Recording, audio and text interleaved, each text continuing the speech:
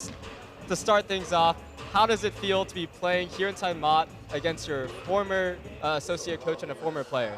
Quite frankly, it sucks because one of us has to win and one of us has to lose. And so that's always bittersweet, and that always is not fun. But it's exciting for me to be able to see a guy that I have so much respect for, a mentor of mine, and then obviously to see his son in his last year of college helping his dad build a program that I think will be really good in short order. It's heartwarming for me, and it's what the game of basketball is about. It's life, and things happen, and you always get excited when good things happen for good people. So obviously, Coach Smith hasn't had much time here in the program, but so far, what have you seen from him and what he's done with this Cal Poly team? I've seen them scrap. I've seen him lay the foundation, just similar to what we did at Cal State Fullerton. His team is scrappy. His team plays hard.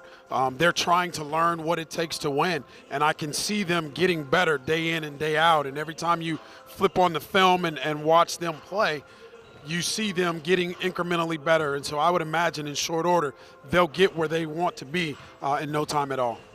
Yeah, and to talk about Jamal Smith, he's, the most experienced player, I think, going to be playing for them tonight.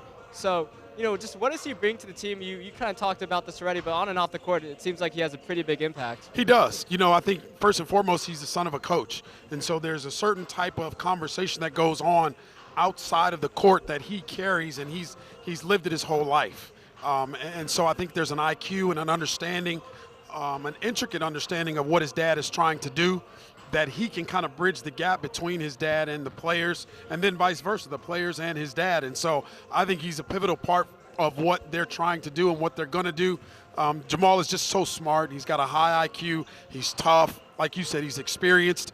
He's seen the Big West from the bottom and the top. And so I think that type of experience is invaluable. Yeah, and as you say, Jamal, he's familiar with the conference, and, now he's here at Cal Poly, and he's kind of stepping into a bigger role for them. Yeah. So, how do you think he's handling so far, stepping up and playing for this team and being a leader? Sure. From what I've seen on film, I think he's doing a tremendous job. He's doing exactly what he can do and what he's capable of doing. I think the most important thing, he's not doing anything outside of himself. And then when a lot of guys get in these types of situations, sometimes they try to do too much, and then it becomes a disaster. And I don't see that from Jamal. I see him doing exactly what he knows he can do, what's expected of him from his dad, and then what's expected of him from his teammates. And one last thing about Jamal, you mentioned his IQ for the game and how that can help bridge the gap in the locker room between the coach and the rest of the players. But on the court, how do you prepare to go up against a guy like that? Well, it's hard because he knows all of our stuff. He played in it for 4 years, even though he redshirted. So he knows all of our stuff. But at the end of the day, you still have to execute. And the game's going to come down to who's willing to execute the most of their stuff for the longest amount of time.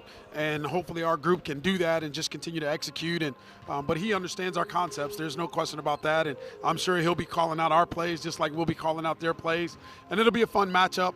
Like I said, it's bittersweet just because one of us has to lose, and nobody wants to lose or win, or nobody wants to lose in these types of situations. Final question before we get you out of here. We're just starting to get to know John and Jamal and how great they are as people. Obviously, you spent so much time with them. Anything you want to share about them? Yeah, we talked a little bit about it yesterday in terms of the one thing I don't know if you guys have been privy to at this point is Coach Smith is extremely fiery.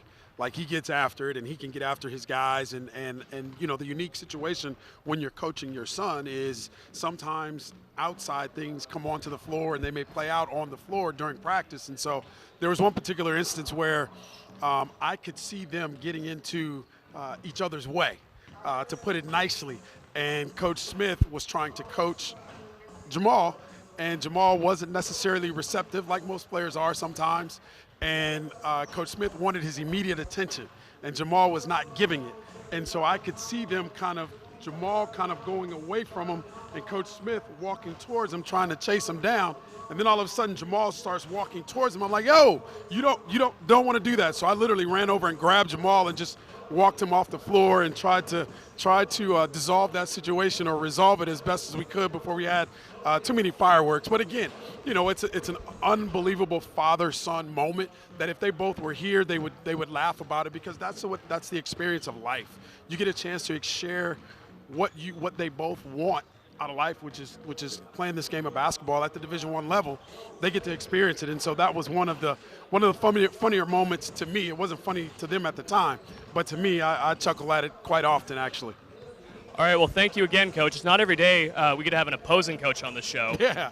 And we're getting closer to tip-off. Be sure to not go anywhere. We got more coming up on Mustang Game Day after the break.